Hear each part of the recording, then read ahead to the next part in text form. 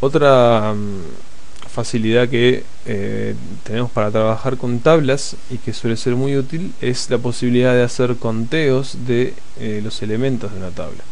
Por ejemplo, si quisiera contar cuánta cantidad de observaciones pertenecen a las distintas especies en la base iris, puedo usar table, como ya lo hemos visto, ¿sí? Entonces, si escribo esto, el objeto T1 me va a decir el conteo de las tres especies. Nótese que la clase de T1 es table y por lo tanto tiene algún comportamiento un poco distinto a un vector normal, aunque en general es muy parecido. Y si quisiéramos hacer que el resultado sea un vector numérico sencillo, puedo usar tabulate, ¿sí? El cual me va a dar el siguiente objeto, llamado T2 en este caso, que es simplemente un vector integer con los conteos. Ni siquiera me pone los nombres de las distintas especies como sucedía en el caso anterior, ¿sí?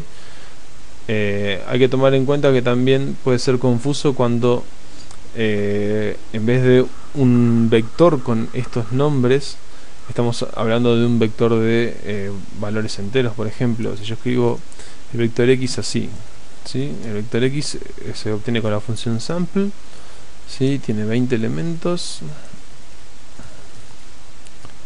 Estos son detalles que no son demasiado importantes. Entonces este es el vector x y yo hago table de x.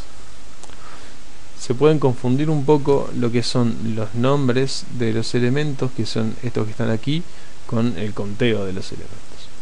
Nada, es un detalle a tener en cuenta, ¿sí?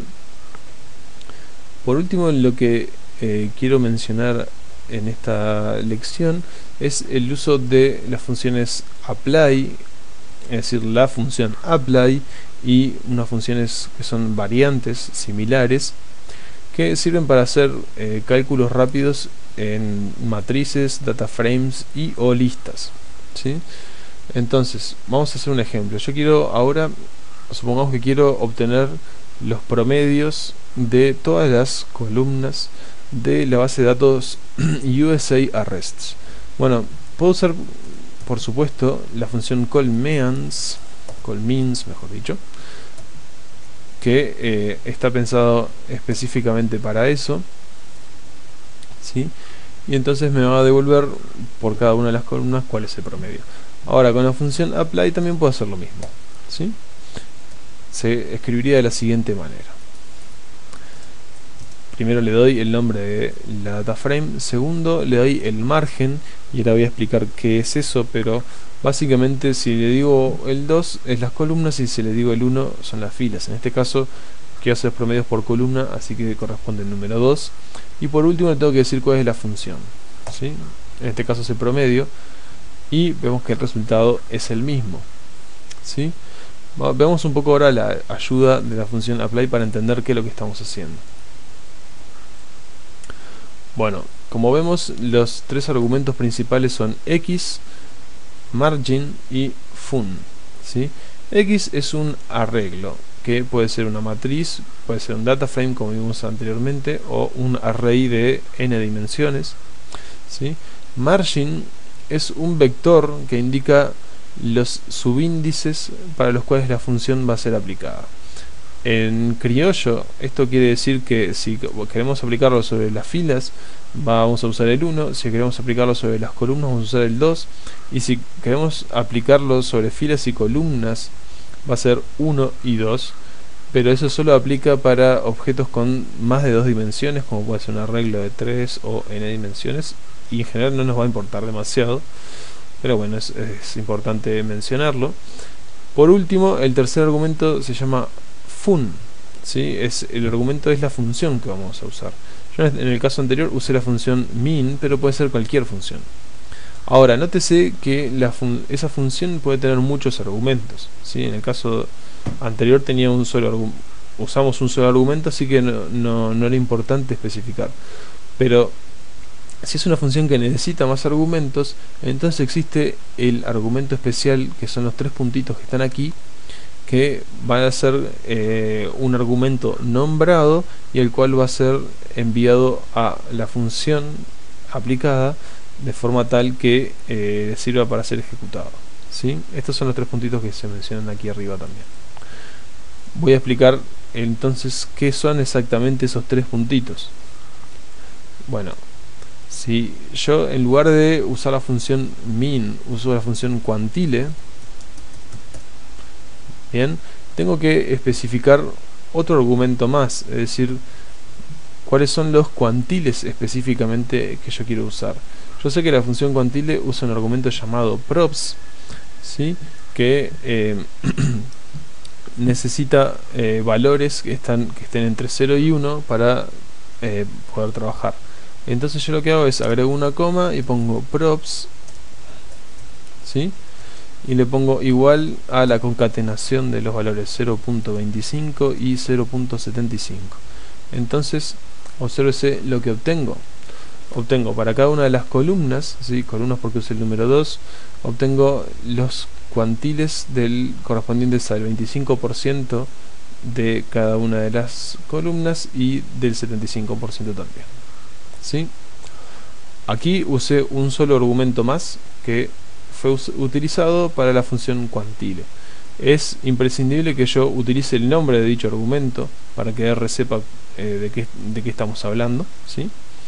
Y también es posible agregar más argumentos, ¿sí? En el caso de la función quantile podemos ver que hay algunos otros argumentos como names, type, etcétera, que pueden llegar a ser usados. Yo en este caso no los conozco, así que no los voy a usar, pero si quisiera agregarlo, simplemente lo que tendría que hacer es agregar una coma aquí y escribir otro nombre de un argumento, ¿sí? Y darle un valor, ¿sí? No lo voy a hacer en este caso porque en este caso particular no conozco un ejemplo útil.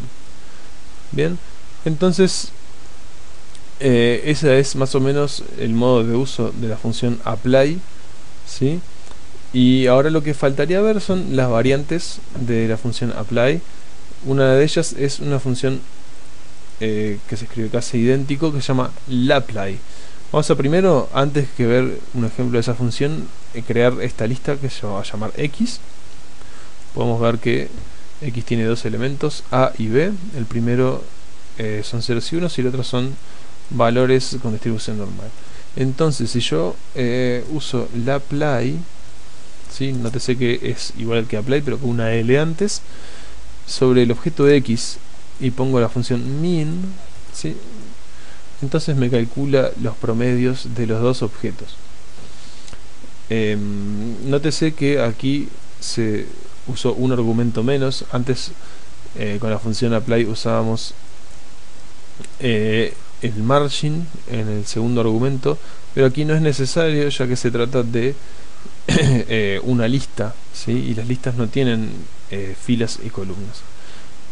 También puedo usar lapply para data frames, ¿sí? Ya que los data frames son un tipo de lista también. Entonces vamos a tener el mismo resultado que antes, pero con un formato distinto, ya que esta salida que estamos viendo es una lista también, ¿sí? Ahora, si quisiéramos obtener el mismo resultado pero en lugar de una lista usar obtener un vector, usamos supply, que viene de simple apply, ¿sí? Y entonces obtenemos este resultado que, bueno, es exactamente igual a lo que nos daba apply originalmente.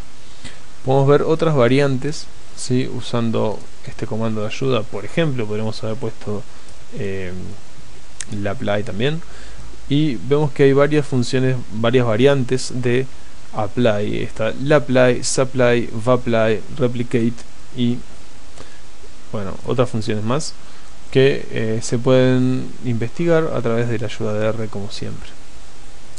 Eso es todo por esta lección.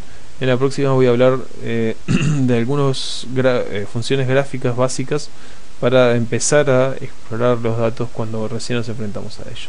Hasta luego.